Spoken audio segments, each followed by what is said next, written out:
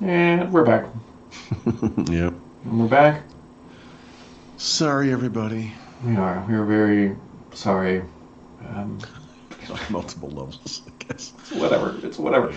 So Microsoft, as we expected while we were away, Paul, while you were flying to Mexico, and although Yeah. it's the same white wall as the United States, so you could really be in either place, nobody would know. That's a good point. I mean, you could be. I should Maybe, just actually what I should do is take a photo of the background at home and just put it as my background yeah.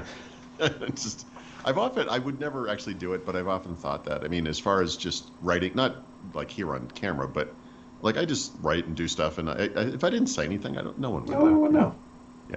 I mean, the only thing that usually happens is when you're on a plane, is major news drops or whatever, which is Hmm. what has happened. But expected. Microsoft has officially and finally closed. All things Right. are done.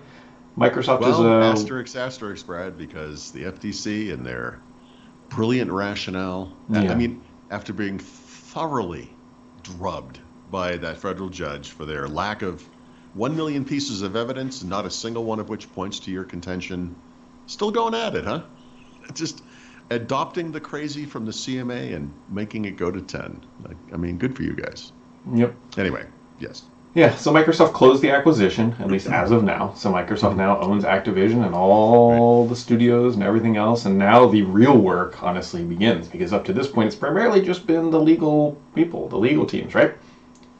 Yeah, I mean, technically, and by technically, I mean legally, Microsoft, the Xbox, whatever, was not able to strategize with the people from Activision Blizzard on how things would work in the future. Exactly. I mean, obviously, you have to have some kind of broad plan, right, for the merger to make sense of the acquisition. But yeah, now you got to figure stuff out for real, and we'll see. I think for this season, this holiday season, there's not going to be any big changes. Yeah. I would imagine, right? Or do you think you'll start to see some Activision Blizzard games kind of filter their way into Game Pass? Game Pass, twice a month usually they have an announcement. Here's what's coming. It's like 4 games. One of them's kind of interesting. The other 4 like a 3 or like whatever. And then I think we're going to have some explosive months here, right? Where they Yeah. just start adding back catalog, maybe. I mean, they would be dumb to say like, okay, November 15th, all games are in there, like because they would Yeah, lose a no, lot of marketing momentum from that. I bet what we see leading up to the holidays is like the medium grade fruit, right? It's not going to be the latest Call of Duties because there might be issues. It's not going to probably be Diablo 4, the latest one, but we're going to see some so of by this. the way,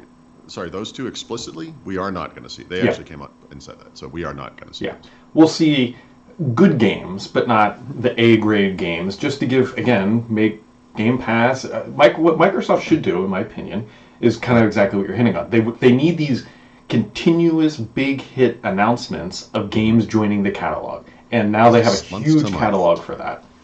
I would, make 1 month the classic Call of Duty World War II games, like Call Yeah, of Duty 1, 2, and 3.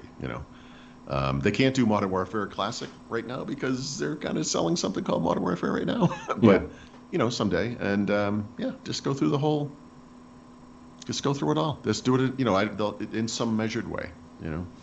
And I bet we see bigger titles, but again, not like the Diablo 4, the current title, but in the usual dry months, right? Like the May sometimes or July or something like that, to get some real excitement around Game Pass. It's like, oh, there's nothing launching, so let's bring one of those top tier titles and then launch it into Game Pass. Right. Yeah, it's going to be interesting to see how they handle the AAA day one releases in the future. Especially Call of Duty because that is such a big moneymaker every year. Yep. But we'll see. I mean, maybe this one doesn't do as well, and maybe I'm not saying that was a strategy, but maybe part of the point this time around is let's see how this one goes because I don't. This was originally basically a DLC for Call of And it Duty feels Modern like Warfare it. 2. Yeah, and Did you play the beta at all? no, I didn't. No, no. Yeah. Like, don't get me wrong, great maps. I enjoyed it, The maps are what's going to do it for me. Yeah. but it 100% just feels like Well, a because it battle was. pass. That Right, makes that's sense. what it was. I mean, that's what it was. So yeah, they developed a story, and for some reason, everyone's dying to hear the conclusion of that one for some reason. But yeah, it's going to be the multiplayer I think that carries it, and we'll see. I've been talking for years about this notion of just like a Call of Duty Online, which is just an annual subscription, and it's just all the maps, and they can kind of rotate things and make playlists and whatever, and all the weapon packs and blah blah blah whatever. And maybe that this is a little peek at that because the for me the appeal here is literally the remade Call of Duty, well, the Modern Warfare 2 maps, right? Which is what this is, and that was like the apex for the series, I think. So we'll see. Yeah. Yeah, I don't know how they would price something like. I don't think they would. At this point, I think it'd probably be too confusing, maybe for Microsoft. I don't know, because like you think about it, they already get 60, $70 out of me every year for that title, which means that they'd have to make it at least $70 a year to be somewhat even. Would it be popular enough? Does there become a Game Pass Call of Duty or something? Game of Duty, maybe. Game of Duty, right? Or do you just put it on Game Pass, make that part of Game Pass, and then go to Sony and say, "Hey, let's put it on your thing too," and we'll all make money on that. It's I don't know. I don't know. This is the point here is literally we don't know. So we'll see what they come up with. I don't think I don't think it's going to be huge right now. I think they want to get through the holidays and not rock the boat a little bit. The big, honestly, the bigger issue here over the next year is going to be every single time that Microsoft makes some Activision Blizzard game an exclusive to the Xbox ecosystem, people are going to be like, see? Mm-hmm. And I'm sorry, guys, but like that is going to happen, and it should happen, and they will never reach the quantity of exclusives that Sony has, so relax. And I'm not looking for any retribution here, and I don't think they need to even the number of games that are exclusives. Like that should not be the goal. Phil Spencer and Satya Nadella have both said publicly, in Spencer's case multiple times, that we just want games everywhere. This is about games. It's not, making things exclusives makes it bad for gamers, right? I mean, I know you have to do it. I know it's a strategy and blah blah blah, whatever. But I'd like to see this be, as an Xbox guy, I want to see this stuff on Sony. That's what makes this stuff work. It's better for us, right? So if we only had to play against Call of Duty people on Xbox, that would severely limit the appeal of the game because the audience is smaller. Being able to cross-play against Sony is what makes this thing so great for us. So it really is a win-win. I just hope people understand that because I know that we will be dealing with that feedback every single time. It's just never going to stop. Yeah, I really don't care where this game is. I just want to be able to play it, and if I can play it in Game Pass, then my life is better. That's literally all that I care about. Exactly. Yep. And for people who are kind of on the fence about whatever, they might look at Game Pass now and say, almost, and then look at it 6 months from now and say, yep, this makes a lot of sense. Yeah. If Call of Duty, the new release, gets put in at any point day, like day one or whatever they call it, it's a home run. There's no other way. But that's the only game I buy. If I buy Call of Duty. I mean, home run for Xbox people or Game Pass. Yeah, I mean, the question is whether it's a home run for Microsoft, right? And that's something they've already looked at this. They have expectations or beliefs about when or whether it will make sense to do what you just described, right? And that's what I mean. Like all of this is just we've been waiting and waiting for this, and really the whole time it's like we'll see, and then it happened and like we'll see. Yeah. It's like the same. It's like nothing's changed for us, right? Right now, not yet, but it will. It will eventually. Minecraft also announced that they have 300 million copies sold, which is a non-insignificant milestone. Yep. Yeah. We're talking about Call of Duty, and it's like the big game is over here. Although, no, actually, I mean, Call of Duty cumulatively has probably sold a lot more than that, actually, right? Probably in the. What do they sell? I know they make $1 billion in the first X number of days every year. So we could probably translate that into some number of copies sold. I don't actually know what the numbers are for Call of Duty games, but probably in the many millions, right? Many millions. Many millions. I don't know. Anyway, big number. Yep. Yeah. It is a big number. Also, I was reading about this. I need to read some more. But Intel launched their 14th gen Core desktop CPUs, and they don't sound great. Yeah. So I haven't looked into this yet, but yes, that was my takeaway, and I'm coming at it from very far away. But what's the NPU situation on desktop? I had heard before there weren't going to be any. I don't know. I don't think there are. I mean, I'll have to go look at this. I haven't seen it yet, so. There's no real NPU talk in the announcement of this stuff. It's just the last gen chips with maybe a core or two more and slightly higher clock speed. What is this, like an Apple release? What I are you was about to talking say, it's like the S release, right?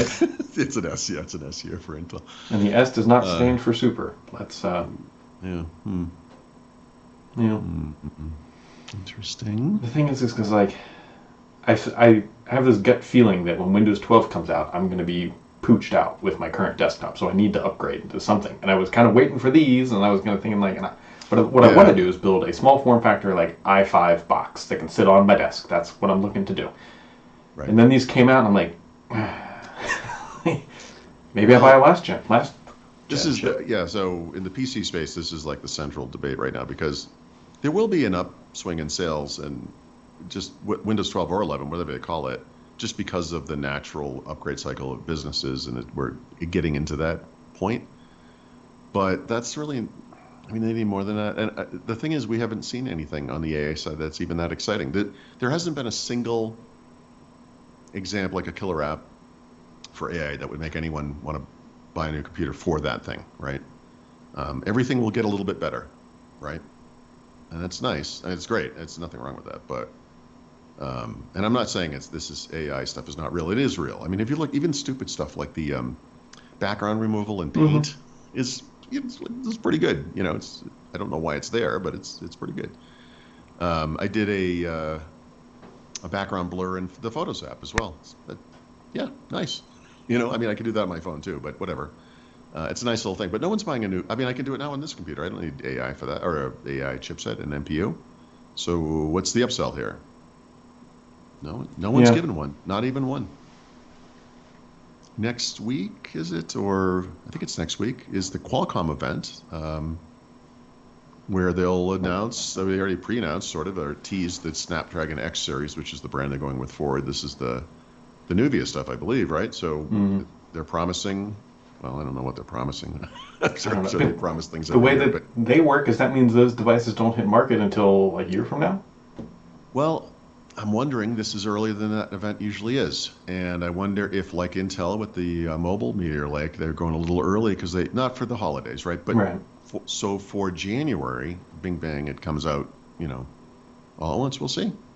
They have a big bar to cross, not just with people like us, our customers, but with PC makers too, I would imagine, right? Like they've been selling this stuff for a long time, and PC makers know very well how this has not performed to the standards that they were promised. So I don't know. Unfortunately for Qualcomm, they're what, 4 years in or something, 4 or 5 years, whatever.